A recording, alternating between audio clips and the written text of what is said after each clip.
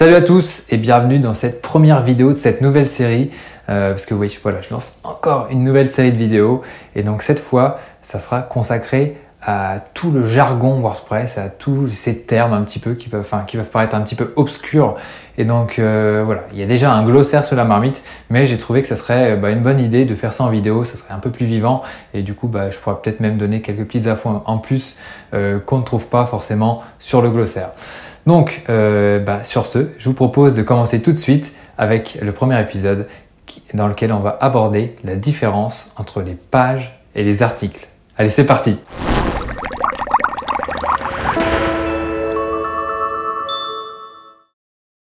Alors, les pages et les articles, comme vous le savez, ça fait partie des deux types de contenus par défaut de WordPress. Alors, il peut en avoir d'autres, mais on reviendra sur ça dans une autre vidéo. Ça s'appelle les Custom Post Types, si vous voulez rechercher ça. Mais donc voilà, les pages et les articles, c'est les deux types de contenus sur lesquels on se base pour pouvoir publier des choses sur son site. Alors, on va commencer par les articles. Donc ce qu'il faut savoir, c'est que les articles, ils ont certaines propriétés qui les différencient par rapport aux pages. Donc la première, c'est que ils ont une date de publication, enfin en tout cas une date de publication qui est affichée. Donc ça c'est très important. En fait, il faut imaginer les articles comme on pourrait publier des actualités. Quand on publie des actualités, eh bien on les publie l'une au-dessus de l'autre, tac, tac, tac, ça s'enchaîne et il y a un ordre chronologique, enfin c'est même affiché dans l'ordre inverse, donc antéchronologique sur le site normalement. On a les articles les plus récents en premier. Mais donc voilà, ces articles, ils ont une date et c'est très important, enfin cette date est très importante. La deuxième chose, c'est que ces articles, ils ont aussi un auteur.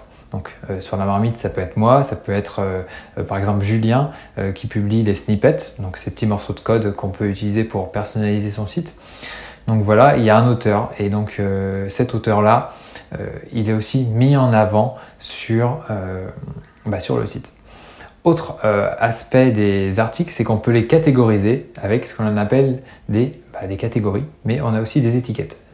Donc on reviendra sur les catégories et les étiquettes dans une autre vidéo, mais voilà, sachez déjà que ça sert à classer ces articles. Alors, est-ce qu'il y a quelque chose que je n'oublie pas? Ça peut aussi, voilà, les articles peuvent aussi avoir un format, c'est-à-dire que sur certains thèmes WordPress, alors pas tous, je ne sais pas si c'est le cas sur le vôtre, mais on peut publier des articles de type vidéo, de type image, de type audio, de type, enfin vraiment il y a plusieurs types d'articles, il y a même des types citations si je ne me trompe pas, enfin je crois qu'il y a entre peut-être 6 ou 7 types en tout cas qui existent. Alors après, est-ce que tous les thèmes les utilisent tous? Pas forcément, mais voilà, il faut savoir qu'il peut y avoir des types de formats d'articles. Comme on peut le voir aussi sur la plateforme Tumblr. Et l'autre chose aussi qu'on peut avoir sur les articles, c'est même sous les articles, c'est des commentaires. Les utilisateurs peuvent laisser des commentaires et pour échanger avec l'auteur de l'article ou apporter des précisions. Voilà, il y a une discussion qui peut être activée. Alors après, bien sûr, ça peut se désactiver dans les options, mais par défaut, c'est activé. Alors, quand je regarde mes notes, oui aussi, ce qu'on peut avoir sous les articles, c'est des boutons de partage. Alors ça, c'est pas par défaut dans WordPress, ça passe par une extension. Alors sur la marmite, j'utilise Social Warfare, mais voilà, vous pouvez avoir ce genre de choses pour inciter les gens à partager vos articles si vraiment ils sont très très bons. Alors maintenant, on va passer aux pages. En quoi les pages se différencient des articles? Eh bien, tout simplement, les pages, on va commencer par parler en opposition. Donc les pages, bon, certes, elles ont un auteur parce que c'est vous sur le site qui le crée, mais l'auteur n'est pas forcément mis en avant. Quand vous allez par exemple sur une page contact ou une page à propos, on ne voit pas page rédigée par un tel, telle date. Donc voilà, là j'ai même fait la transition toute seule. Voilà, la date non plus n'est pas forcément, n'est même pas du tout affichée sur une page. Donc on a déjà ces deux points-là, l'auteur et la date qui n'est pas affichée.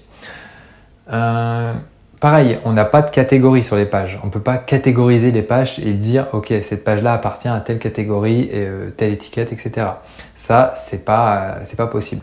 Par contre, en revanche, ce qu'on peut faire avec les pages, c'est qu'on peut leur donner ce que l'on appelle une hiérarchie. On peut avoir une page parente et avec des pages enfants. Donc, par exemple, qu'est-ce que ça peut être? On peut avoir une page à propos et peut-être que la page contact peut être une page enfant de la page à propos. Ça, c'est une éventualité. Qu'est-ce que je peux vous dire d'autre sur les pages? Elles peuvent avoir une hiérarchie, je viens de vous le dire.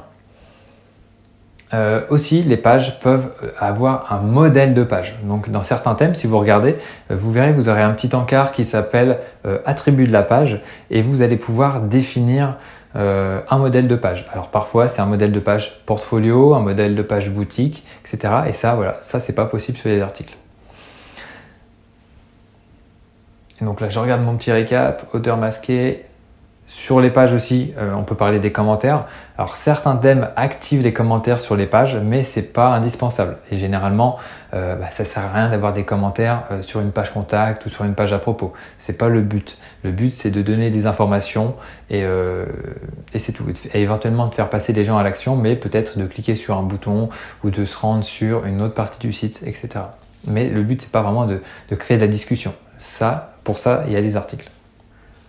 Et donc, pour finir, il y a quelque chose aussi de très important à bien prendre en compte au niveau de la différence entre les articles et les pages. Et là, il y a beaucoup de lecteurs ou même de spectateurs de la chaîne YouTube qui m'en ont fait part. C'est que les articles, il ne faut absolument pas les inclure dans le menu principal de son site, même dans un menu secondaire. C'est pas le but. Le but vraiment du menu, c'est de donner accès à différentes pages du site. Donc on a la page d'accueil, bien sûr, on a la page à propos, la page contact. Alors là je parle vraiment en sens général, mais si vous avez une boutique en ligne, vous aurez la page boutique, vous aurez peut-être la page commande, la page panier, etc. Mais donc voilà, ça par exemple, ça peut figurer dans le menu principal en haut du site. Mais voilà, ne mettez pas des articles. Si vous êtes tenté de mettre un article dans un menu, enfin principal en tout cas, c'est que c'est pas vraiment, c'est que vous ne devriez pas créer un article. Donc ça doit plutôt être sous forme de page. Voilà. Bon, j'espère que je vous ai pas trop embrouillé. En tout cas, merci d'avoir regardé cette vidéo. Je vous ai mis le lien vers un article que j'ai rédigé déjà il y a un petit peu de temps sur la marmite pour avoir un petit récapitulatif visuel de tout ça. Et puis bien sûr, si vous avez envie d'en savoir plus sur WordPress, il faut savoir que je suis, en plus de la marmite, je suis également le cofondateur de WP Chef, qui est une formation vraiment très complète à WordPress en ligne. Donc tout se passe sur la plateforme WP Chef.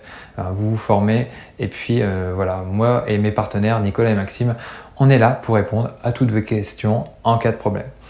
Donc voilà, je pense que j'ai fait le tour de la question et puis sur ce, n'oubliez pas de vous abonner à la chaîne YouTube de la marmite pour recevoir les prochaines définitions, mais aussi toutes les autres vidéos que je peux publier. Et voilà, à très bientôt et puis peut-être si vous avez besoin de vous former, à bientôt sur WP Chef. Ciao!